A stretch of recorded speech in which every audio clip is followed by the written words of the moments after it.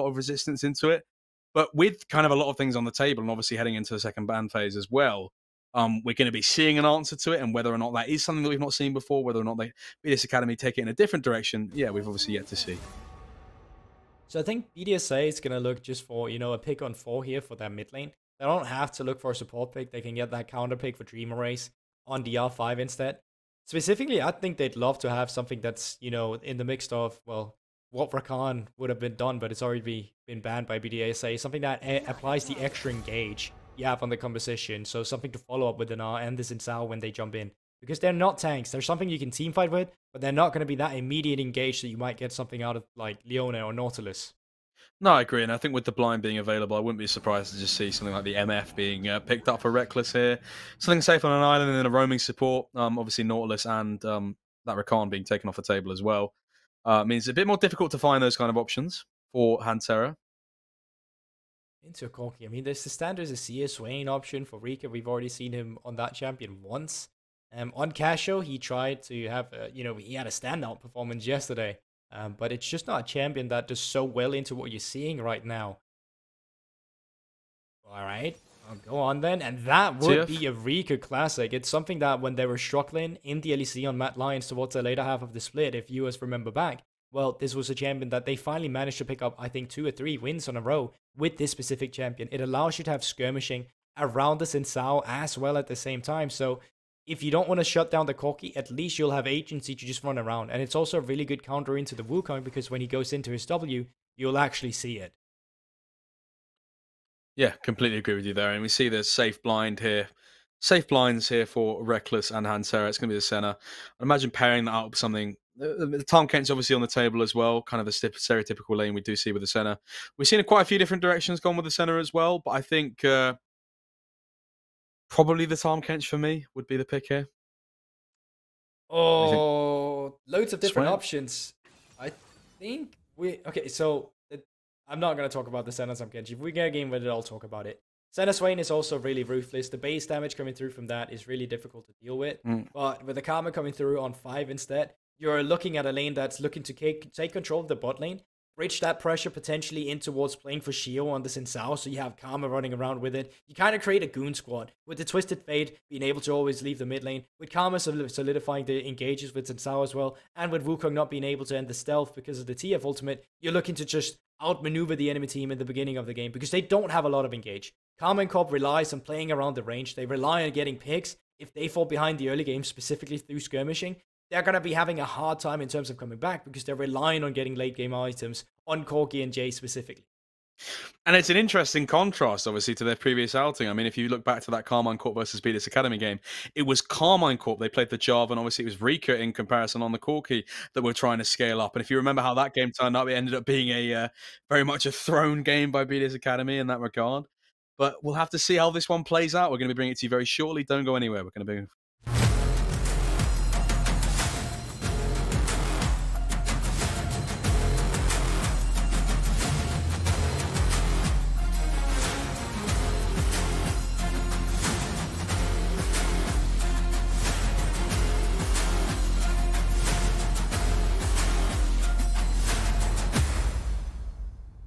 Big as all. Shh.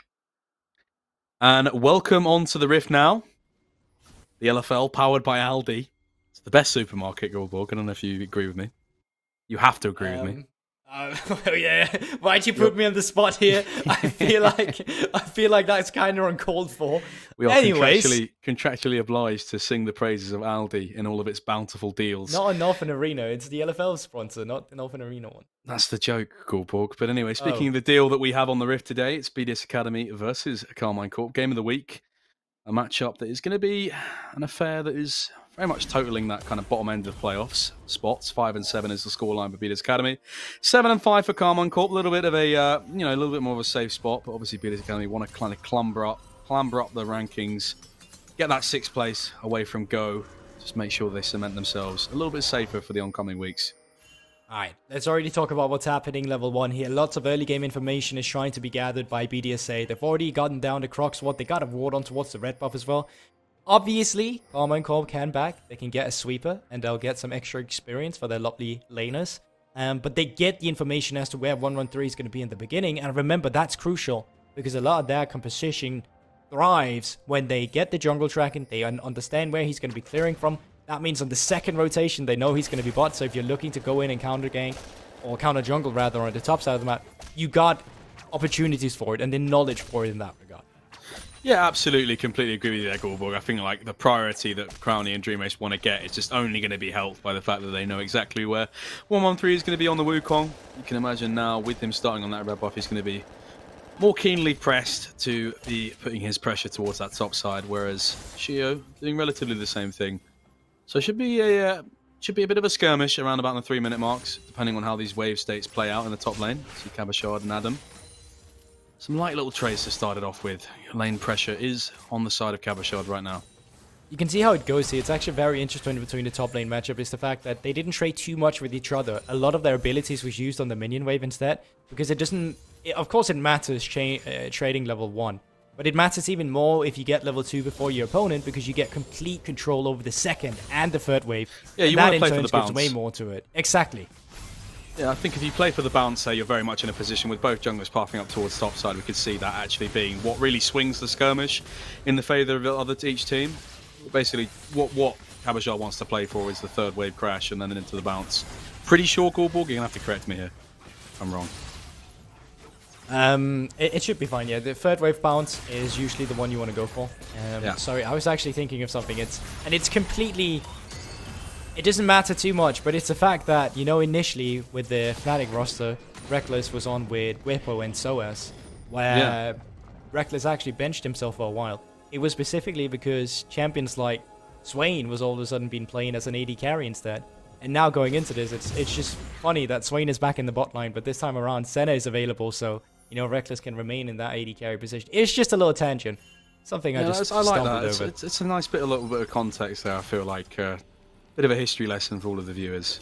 I'm sure everyone remembers that. It was a very, it's quite a strange change there, wasn't it? That was kind of how Whippo broke onto the scene, almost, kind of, as kind of this mage bot lane player that also kind of, you know, transitioned into the top side as well.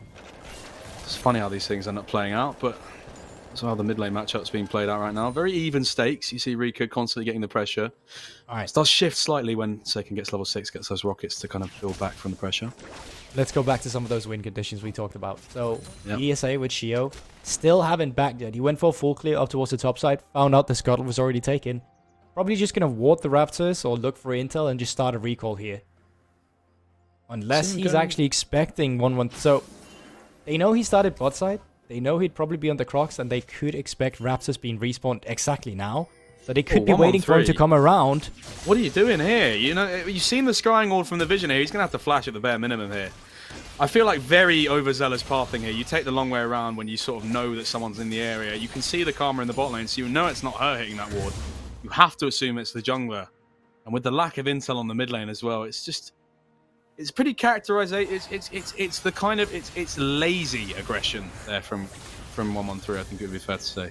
Yeah, but I also like the setup. It's kind of just the butterfly effect of what happened level 1. Crownie should be fine with the shield. And I'm going to continue with the analysis. Well, it's kind of just because of what happened level 1. Remember, they could have warded down on Crocs to get the intel that was going to be one of the first camps he cleared. He cleared the Crocs before the Raptors, and because of that, they knew when he was on Crocs now and the second clear he was on, of course he was going to move on towards the Raptors afterwards. And then I think it was just greedy of 113 not forfeiting the Raptors when he didn't have that mid lane priority. Like this aggression from Reckless and Hantera just to kind of get this wave crashed in. They're going to be a bit hard-pressed to do it, actually, as Dreamrace. Backed up by Crownie. This is going to be a freeze here. Flash forward, actually. Well called by you, Goldborg. Flash forward does mean that Reckless has to burn that as well. Ignite was burned. Both summoners by Dreamrace, and obviously, you know, Wukong is going to be on the bot side of the map now, probably around about the same time, unless he stays here. 113.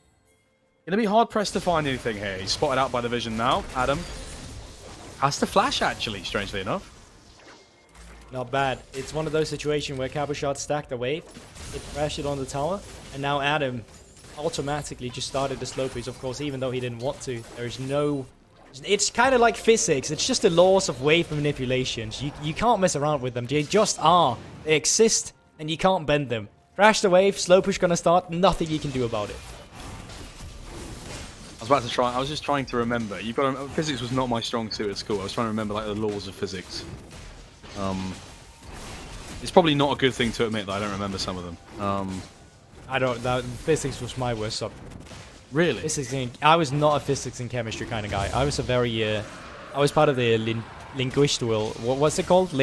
Obviously, doesn't prove my point. Languages. Yeah, exactly. But that didn't prove my point. Having an issue saying that word, did it though?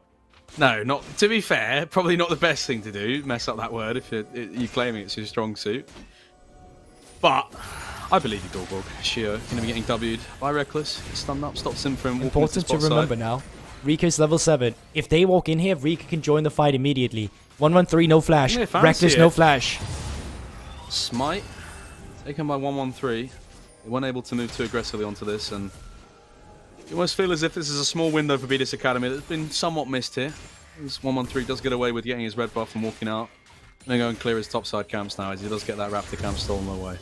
Yeah, 2 Raptors in a row that Shio is able to steal away from 113. Not so much 113 can do about it. It's just due to the prior that they gained from Akama Estral, and then of course the threat of Twisted Fate having that level 6 himself. So the game plan is going accordingly so far for the side of BDS, but remember again, Karmine Corp's game plan, it's all about scaling. Jace, Corky, get them to 3 items. So we'd like to see more aggression as well coming out for BDS Academy. Yeah, definitely think that's the case. They've got a window here. Adam, no flash. Kabashard's not made this too obvious. Reckless has got a nice little stun here. He's either way. This should be a kill 100% here. Kabashard with the first blood here. Q strikes true into the heart of Adam. He's a little bit too far up in the lane here. Good rotational play. Means that first blood is secured by Karmine Corp. No answer coming through. Reset timers from Rika rather and Dream Race. They're moving up towards the top side, but they're going to be late to the play. What they can look for instead is going to be the Rift Herald, and that's just because the Karmine Corp member is going to look for a reset. They've committed their place. Now their tempo timer is going to go on cooldown per se, and BDSA get to be the one making the move. It's kind of just like a turn-based RPG at this point. Yeah, definitely. I think in some of these slower games, these early games, you're not quite seeing the 6 death bot lane that we saw from LDLC earlier. Like you're saying, we're playing an RPG. And everyone's playing their role, I think it's fair to say. But I think it's strange to me, almost, that Karmine Corp are the ones making things happen on the map early, despite the fact that Rika is on this Twisted Fate. I feel like BDS Academy just need to try and set up a play in one of these side lanes. I think they just, like, not even just the side lanes. I think on the next Raptor respawn, Red Buff respawn, I would love them to see to just pull the trigger. I think they had a window where they could have looked for Reckless or 113 earlier. Just due to the fact that Rika's ultimate has so much value in terms of their getaway abilities. Usually, Senna Mist is so annoying to play into because you can't auto-attack her unless you're in range of it. And I'm just going to hold it for a second with Rika potentially looking there. But it's so annoying playing against because you can't auto-attack her. But with the Twisted Fate ultimate, you can because it reveals. It also reveals the invest from 113, so I think they had a window earlier where they actually could have looked. Definitely think that being the case. Shio, waiting in the wings here. Looking to clip a few wings as Abashard and 113 circling around Adam. Adam obviously no flash, so they are looking rather aggressively. Rika's made the move here. Still slow. 113 has burned that ultimate. Adam's in. Here comes over the wall Shio. 113 gets taken out here, and this is the play we were looking for, Goldborg. Ridiculous shot calling from Karmine Corp there as well. You know Rika is missing. Why are you looking for a play on top side? Little bit of a blunder in my opinion, not respecting the Twisted Fate. Seiken gets to have a crash in the mid lane. No one's going to respond to that. So you lose a wave, but you gain a kill on the top side and you alleviate some of the pressure that Adam has been under. Yeah, absolutely. I think that lane is pretty much back to net neutral now. He's only about 10 CS behind. That's those tabbies, obviously, which is going to give him a lot of power in terms of going a little bit more even in some of the trades, and that's exactly what we wanted. And it's that characteristic over-aggression you feel like from 113 there. Yeah. He's the one that pulls the trigger. He's the one that goes in. Reckless. For quite an aggressive trade there. Dodges in and out of the W range of Karma. Drake, second one of the game, spawning in 40 seconds. Rift Herald still in the inventory of Shio. They're actually down quite a lot of CS on the bot side. Even this, I mean, obviously it's the Swain that's farming. Listen, it's a support player's farming. I'm not going for the typical joke of why does Reckless only have 6 CS? Like, what's going on? I am aware, but even beyond that, if you compile sort of that, they are down about 30 CS or so.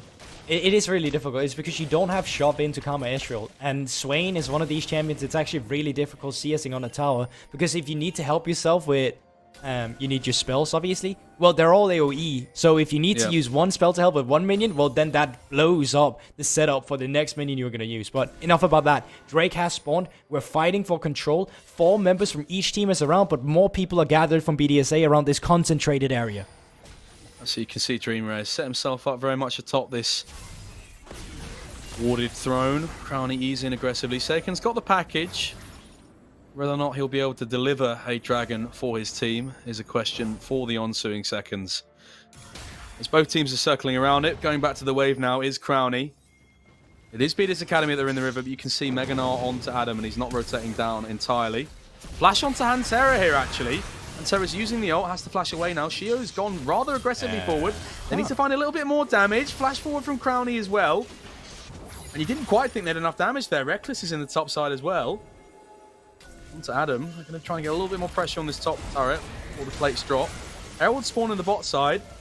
And Karmine Corp are kind of getting pulled around the map quite weirdly there. You saw Seiken was trying to make a move for the top side. He has to teleport into the bot side. And although they're stopping Adam somewhat, he's still able to farm from range. They're going to get a kill. They're going to get their plates. They're going to get the dragon as well. And this is quite a sequential series of unfortunate events for Karmine Corp. Yeah, I generally don't think you're unhappy about this as BDS. Yes, you're losing plates and Adam's going to suffer a little bit, but in the end, in the grand scheme of the return of investment you had there, I'd definitely say that they're in the positives here. Yeah, definitely. I think it's fair to say that, like you're saying, that ROI... More making me ask why they went for that. Can't really quite understand it in terms of the exchange that was played there. I'm going to risk my brand here a little bit. I know I'm supposed to be the analyst and understand a lot coming out, and specifically from build paths as well. Okay. I haven't seen an Ezreal with Blade of the Ruined King rush yet. That is a first time for me. Wow. Yeah, no, I haven't seen that either. I think this is an item that very much for me is extremely potent. Obviously, on a lot of bruisers, you see a lot of people go it. There's a Yone build where you rush it. You see a lot of top lane bruisers go for it as well. As Elveth as well goes for it before it gets its mythic tank only reason I could see it is because you're playing into Swain and you know he's going to get beefy. But outside of that, it's a range game. You pretty much never get to apply your auto attacks. Let's see if Capuchon gets to apply auto attacks here. I think he's going to be automatically getting attacked instead. Gets stunned up, but they've not found him quite here. Rika is here, but he's going to burn a heal. This is... Oh, no. This is a absolute, utter disaster for BDS Academy. And... I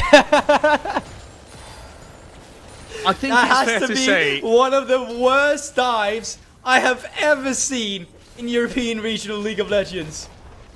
They did not respect the tower changes. Karmine Corp pick up a freebie. We said they needed to scale, they needed to stay even. BDSA just offered them a way back into the game. And I'm sorry I can't really quite display the same bewilderment that Gulborg is. I think that I'm completely gobsmacked, to be honest with you, the fact that the game was going so well. What on earth are they doing? Rika has his ultimate primed here. Going over the wall. Destiny's Gate. Flashes over the wall. Finds Reckless. Shio is here as well. Everfrost is going to find its target. True. Shio finds a return kill after the previous disaster. Not going to find Seiken, though. Rift Herald should go the way of BDS Academy now. And yeah, wow. I mean, it's still a very sour taste in the mouth from what unfolded here, I think it's fair to say. Good play from Cabo, to be fair, to get Shio away from it. 2, 3. Now it's the maximum damage you get from a tower, and the fourth shot, there you have it. Look at Rika's HP. Boom. Gone from it as well. We have to talk about how well Cabochard has played this, by the way. Of course we have, but he also got the counter matchup. I generally feel like the early game from Karmine Corp wasn't as stabilized as they wanted to. I think BDSA did a very good job at equalizing their win rates in terms of the skirmishing around the neutral objectives, picking up the Rift Herald, the Drakes, and now they've just completely screwed themselves over.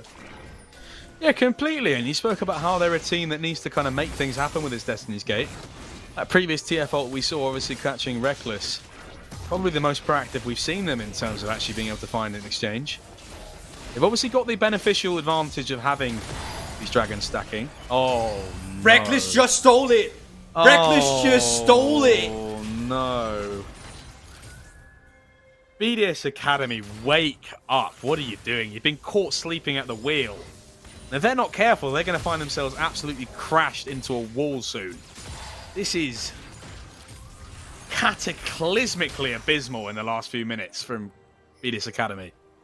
I can't believe he's just done that. He was literally just looking. One Q was all it took, and it did it one shot. So all right, Q obviously counts as an auto attack. Dua Lipa. All right, Dua Lipa. One Q is all it takes. Stealing a herald from me. I'm not sure where we're going with this. Stealing a herald from me. I look like all the carry that Karmine Corp needs right now, because he's well and truly propelled Karmine Corp back in the driver's seat. Yeah, well, he most certainly has. And as I was saying, Q from center counts as an auto attack. Maybe the Q hit the eye, and it did more damage than Shio's Smite was going to be able to do. I think that was what happened, although I would have to watch it back to really get confirmation. And then you weren't even able to stop the Herald from being taken. Look at the mid lane. It would be so easy to just pop it open when the Drake is about to spawn.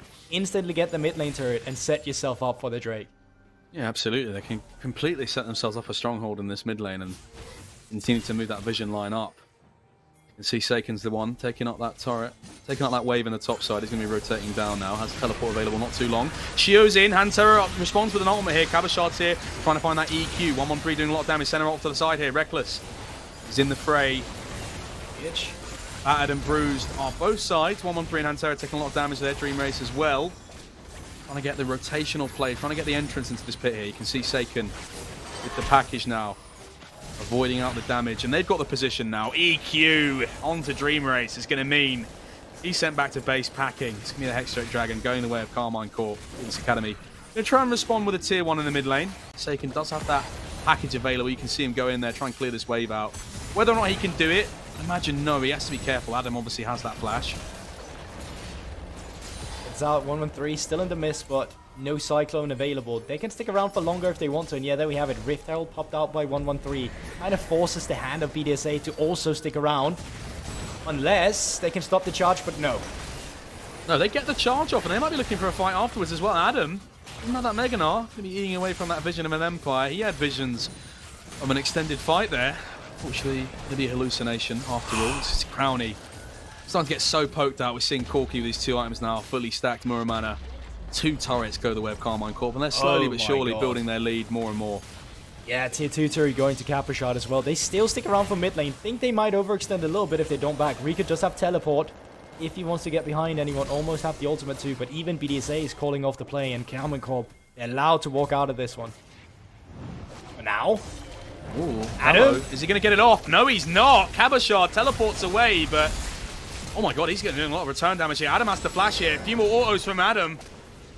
Rika does pick up the shutdown there. It looked very dangerous towards the end though. Cabashard, final stand. He's on a death streak there. Goes into the, the Call of Duty. And I would honestly love to see the gold between the players right now. We have a 2k gold lead coming through from Karmine Corp, but I think Cabashard, surely he's got the majority on it. He's got so much gold right now.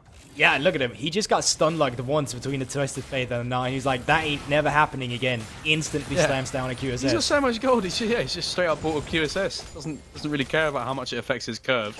He's dictating the curve right now. He's the one plotting the graph, and he's definitely plotting some nefarious actions for BDSA Academy in any sort of these former team fights. We saw in that previous exchange there, the EQ from him just eviscerated Dream Race.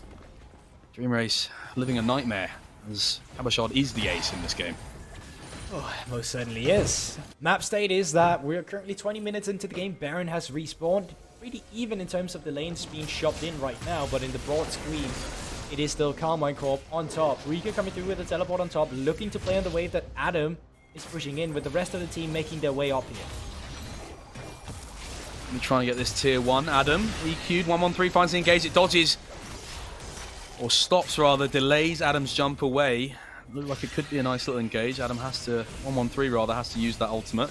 Shio might be a little bit too far in here. It's a good view from Dream Race here. Shio's back in here. True Shot Barrage finds its target true. Seiken's quite low. Rika's in the backline now. They're trying to get Seiken. It's a lovely Q from Crownie. Crownie's in. Crownie's dragged in by the Swain. He gets blown up by Cabashard. Adam trying to get that Meganar now. Chasing Reckless. Reckless, only the heal available now. Heal comes out. He burns it. He does not have the ability to get further in now. Baron has been spawned. 2 kills obviously for BDSA Academy. Only their AD carry falling.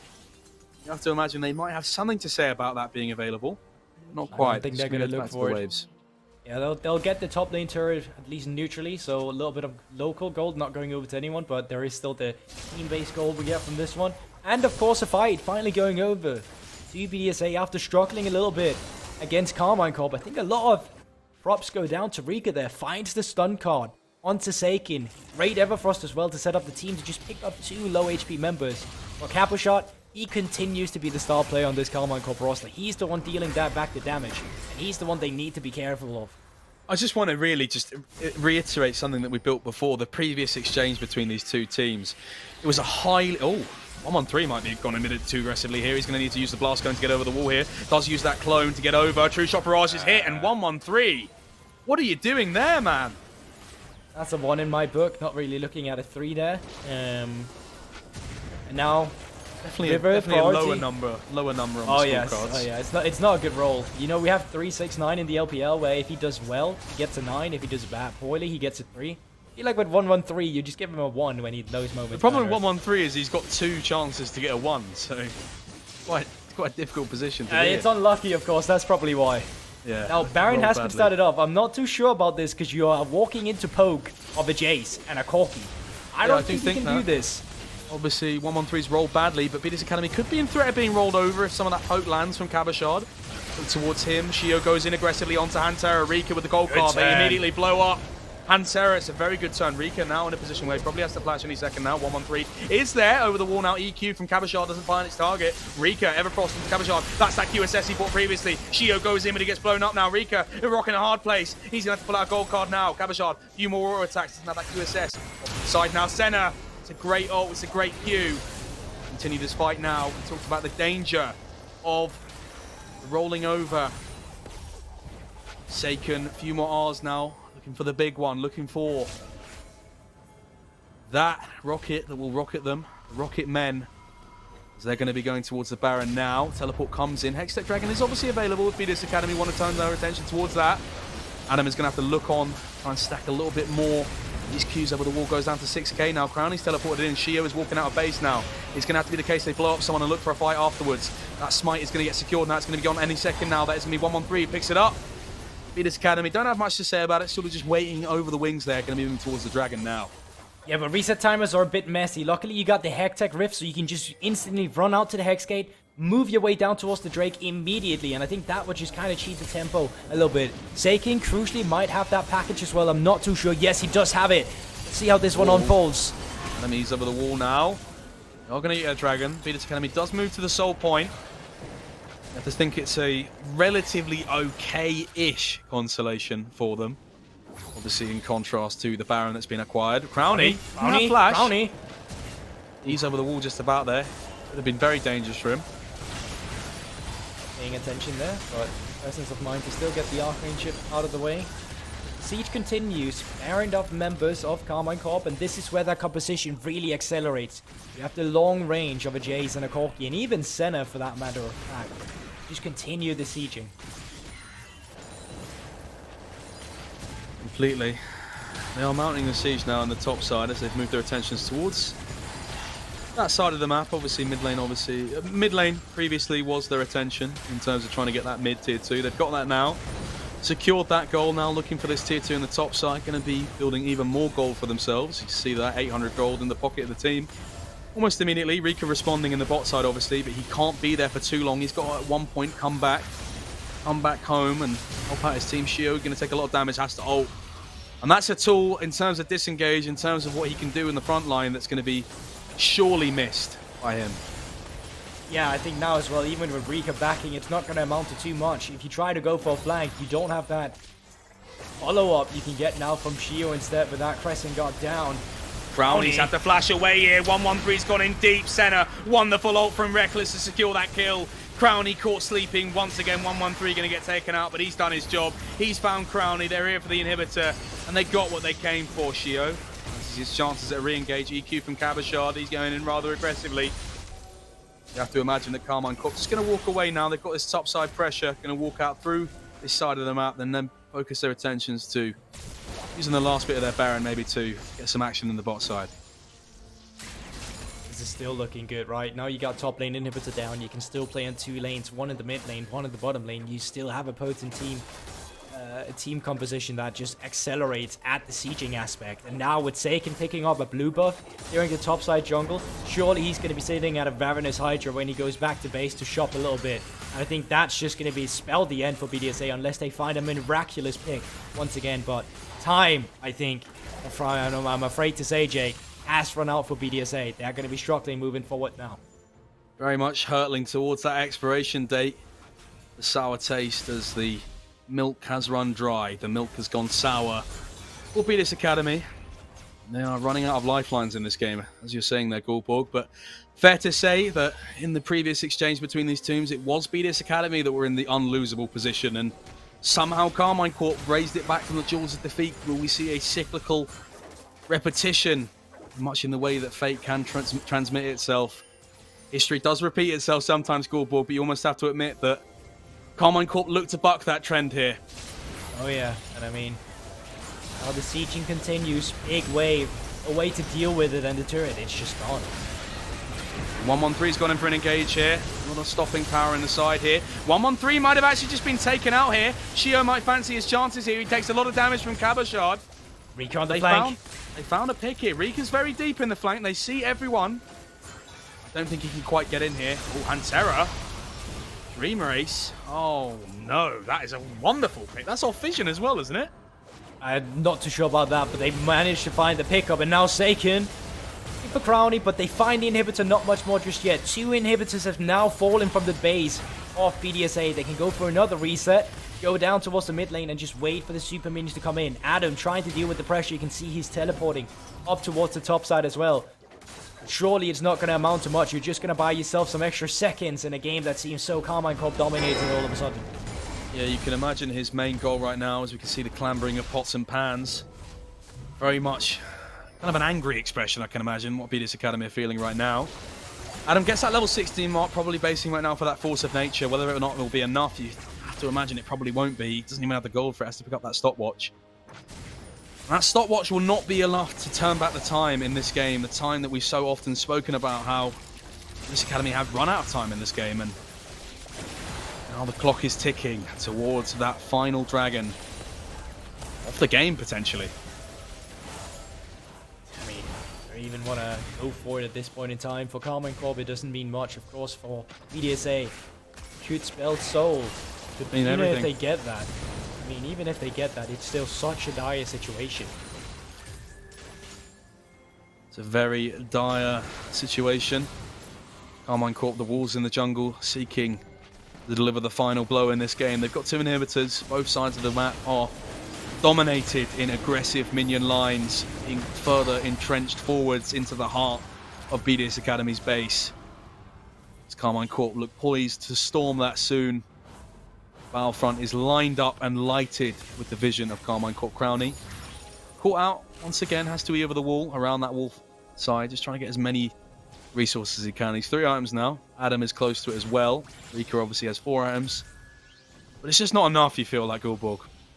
No, not with the QSS either, right? A lot of the CC coming through from Rika is just going to be mitigated. And even if they want to go for a team fight, how do they get to it? Look at the amount of damage coming through. There's no way for BDSA to get a response, and all of a sudden Crowny tried trading with him. He's gonna recall immediately. That is the power of the composition Karmine Corp have. They got Senna and Corki again, and then put that together with the Jace of Cabochard. It's looking like a dream team all of a sudden.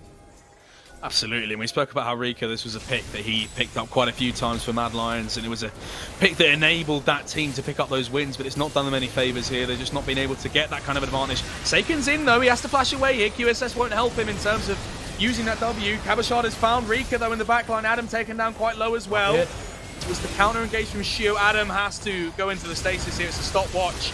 Shio has to protect his life. He actually walks away there, does a very good job of saving him there. You almost feel as if that would have been the game if any of them fell there. Being able to play out through the side lane, but the Baron is on option here. Not only the option, I think it's the objective that we are looking for. It's the destination, the path. 113, quite low. Does have some honey fruit to go back to, and that's looking good. Base of BDSA under pressure from a lot of the super minions, and they're not going to be in a position to respond. They pick up a kill, not the mid lane turret just yet, but surely with the Baron buff, sieging should only get harder. Yeah, you almost have to feel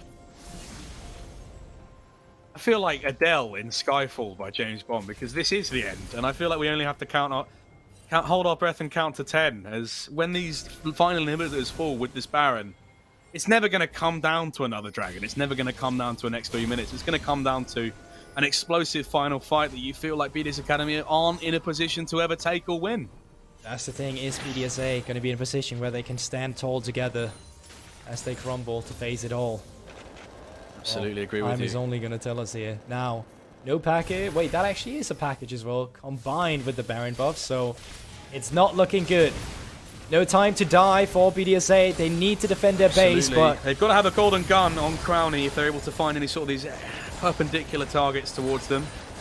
Extravagant has to be the name of the game for BDSA Academy. They've got to be 8-legged in their approach, like an octopus, Gulborg. Yeah. They can't quite do that, and it is going to be difficult for them. Yeah, no time to say Dr. No this take time a gamble. Around. Needs to say Casino yes. Royale. Here comes the package in. Seiken, QSS, almost immediately. 1-1-3 onto the engage. Center roll. Doesn't quite find Shio. There's the first inhibitor fall. This is the first step in the 3-step program that spells the demise of BDSA Academy in this game. Flash forward from Hantera. He'll be getting altered away by Adam there. Crownie. A little bit more than he could chew there. Does survive though. Rika buffed up by Karma. Little stun onto Hantera. A little bit more damage. Gets taken around to 20% or so. Flash forward from one Shio. It's great from him. Cues that onto the minions there. Seiken as well. Onto the wall is Adam. Force of nature means that he actually might catch us. He might just kill this straight out here. BDSA Academy have found a wonderful fight here. The golden gun has found its last bullet. One in the chamber. And it strikes true, Gulborg. BDSA looking to die another day, but not today. Yes. Base stays intact. 2 inhibitors has respawned. Yes, the middle one fell. But that's less pressure to be dealing with now, and that's the Baron buff ticking down as well.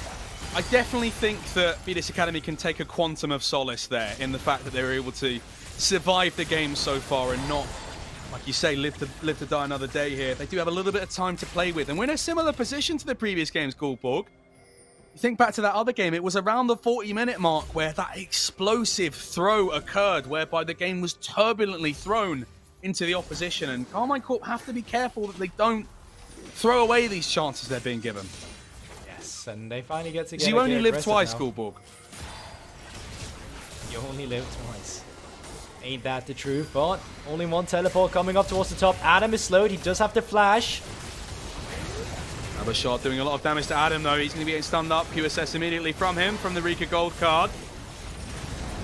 Goldfinger is Rika. He goes in, he gets stunned up. Stasis almost immediately. Dr. No is the answer for 1-1-3. He tries to take out Rika, but he's been taken out in tow. Cabashot, EQ onto Adam is not going to find its target.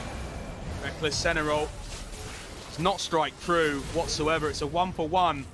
Teleport from behind here. They're going to get the soul here, Gulborg. Going to be the Mountain Soul potentially if Karmine Corp does not smell it out. There's 2 people on it. They have it on vision. There's a pink ward. They're looking 4 members down the mid lane now. 2 members to defend it. BDSA, how do you stay true in this one?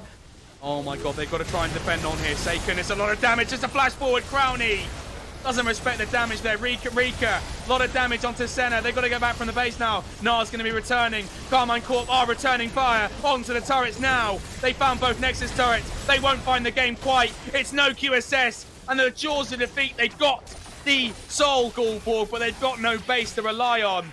Hex Gate's coming through. Adam can continue to look. Ooh, but that's another Hex Gate. Is he going to take it in turn? Yes, he is. It's Ring Around the Rosie. 1-1-3 is trying to come back. Can they look for the kill? Here. This could be dangerous. Rika has the ultimate as well, though. It's a good ultimate for 1-1-3. They don't find the gold card. Oh, no! It's a return, and it's Rika that is getting taken out here. Desperation play. My god, I can't believe what we just witnessed. Soul going over to BDSA. It's by the cost of the 2 Nexus turrets. Kills going over to them as well. Karmine Corp. No wards, I believe, in the base of BDSA. So even with the teleports come back off, Caposhot can't look for a cheeky TP to go in with the back door. This is backs up against the wall for BDSA. As back up as you can. There is nothing to defend the Nexus but themselves. Absolutely. They're holding on. You almost have to feel now. Karmine Corp have no excuse not to just march in 5-man here and really make a go of it here. Really just put their best foot forward here. They've got the Nexus. They've got the inhibitor wave buffed up. Obviously, the Hextech Soul is going to prevent them a little bit and route them in terms of the movement speed. They've got to be so careful. The damage they take in this war of attrition could be crucial. Yeah. Getting the intel here. Crownie. Crownie, what are you doing? E forward is so aggressive. It gets the center roll out. He's in a lot of danger there. Adam needs to get a Mega Gnar here. But at some point, BDS needs to go. Once these super minions start collapsing, it's not only going to be the champions you need to worry about. You have to look for the team fight. It has to be soon. Geo. Here becomes lightning. Destiny's Gate. Here he comes. Hantera uses the ultimate 1-1-3 as well. Geo's gone very low now. Rika stun card onto Hantera. And they chase. Crownie's used that E. They've warded it off somewhat, but they've used a lot of cooldowns to do it. It's a massive vision of Empire. As Karmine Corp have visions of taking this game. 3 waves are stacking in. The base is getting flooded. They're not even going to look for it. They're not even going to take it down to a chance. I feel like with the Baron, it's going to be a flood. It's going to be an insurmountable torrential downpour that is excavating into the BDS Academy base. And they are so hard pressed to avoid this. Adam's in. They've left the base. There's a oh my god, they find Reckless here. Base, Everfrost, they got Reckless. They can keep chasing. It's so difficult to get out here. Adam, he's found Hantera as well. Oh, second steeping the base. Second steeping in the base. He's got to get back now. He's taken in the base now. We're going to have a look at him. Teleport in response. 1-1-3's been found. What's happening in the base? What's going on here? They get taken out. They don't find the win here. Cabashard's going to get taken out. The QSS is not going to do much here. That's 50 seconds, Goldborg. What can they do with it? They've been ace. Baron is still up. Can you look for the end? 50 seconds. Mid lane. Reckless up in 20 seconds. And Tara 30 seconds. I don't even think they can end here. At best, they're going to get the Baron buff. What a wild game. Oh my god, it's just, you see there, Seiken teleports into the base. They just about managed to stop it. Karmine Corp are dwindling their chances as the game goes on. They're not able to play side lane. There's no side lane to play when only the Nexus is available. There's that eternal conundrum. They just can't find the final straw in the hat, the final feather to make the bow. And they just aren't firing on any cylinders at the moment, Goldborg. I am baffled. Naked Nexus is all BDSA has to work with. They've managed to pick up the soul by trading their Nexus towers. They sacrificed their Nexus turrets to summon the Hextech Dragon Soul in their inventory. And now, they have the Baron buff as well after finally finding a team fight. Is that going to be enough? It's so close between these two teams. One executional error and you've lost the game. No one wants to be the team making the mistake. Absolutely, and this is what the previous exchange from them boiled down to, Goldborg. It was a final team fight at 40 minutes. BDS Academy now the team that are in the lead. They benefited so much from all of these waves that have stacked into them. It was Karmine Corp's game ahead now, but we're at a 6-item threshold now. Gold matters very little, and BDS Academy stepping outside of their base for the first time and it feels like 10 minutes. This is where the composition of Karmine Corp should be the one just to end it. They gave up the soul, they've given up the Baron, and now they're struggling with going up against these extra resources. Definitely the tier 2 in the mid lane falls. We really have to look towards this Elder Dragon because it can't be understated how a teleport available from Cabashard. Obviously the vision line's not there, but with that base being laid bare, if any sort of hesitation is shown by BDS Academy, it could be lethal for their chances in this game. They've got to cover all fronts. They've got to make sure it's not a battle that's lost due to a backdoor. You've got to keep that backdoor secured, tightly locked and padlocked 7 times over. Make sure that defense is mounted. You can see Karmine Corp going so far forward, but there's so much damage. Package forward, Crownie flashes away. Or ease away, rather, sorry. Yeah, Rika's popped the ultimate. Here comes the Destiny's Gate, though. Full vision here. They've got so much control around this area now, but Karmine Corp are in a good position to just walk it through into the base now. You can see the way that they're operating is so well. 1-1-3. All carded up, so much damage done. Adam has the Flash and Mega Gnar available. They try and do a little bit of damage to him. He's the one eating in. Crownie gonna find a bit of damage onto Cabashard. Cabashard does a good job of just getting away from that WQ. Geo currently clearing out the Dragon Vision right now. He's trying to make sure they can just solo the Drake if they go too far forward. And because of that, Corp, they have to respond. They have to back up. can't give over the Elder Dragon either. Circumstance for backdoor rather needs to be there. They have double teleports, but no good positional wards. Absolutely, and they've not found their way into the base. Karmine Corp realise now they're staring down at 50-50. Adam off to the side now. It goes down to 2K. 113 is away from the pit. It's going to be BDS Academy that get the Elder Dragon. They are the ones who are going to bring this game back from the jaws of defeat. And despite a bared open Nexus, naked base is the Garden of Eden as Adam is crunching down on the apples of deceit that Karmine Corp have given him. It's a fruitful display. Cabashard is able to find the return kill here. Rika, they need to try and find him. He's ticking down. One more Q from Dreamrace. You almost feel like could secure it. This is on a pink ward now. Adam and Crownie are in the top side. They're just going to stop this now. BDS Academy, somehow, somewhere, they are going to be able to win this game. And you don't know how, Goldborg. How on earth have Karmine Corp now managed to clean this game out? It should have been. Quite frankly, it should have been. There is no way this game should have ever been lost. But BDSA through great objective control. This is what happened to them in the last game, Goldborg. It's exactly what happened last time.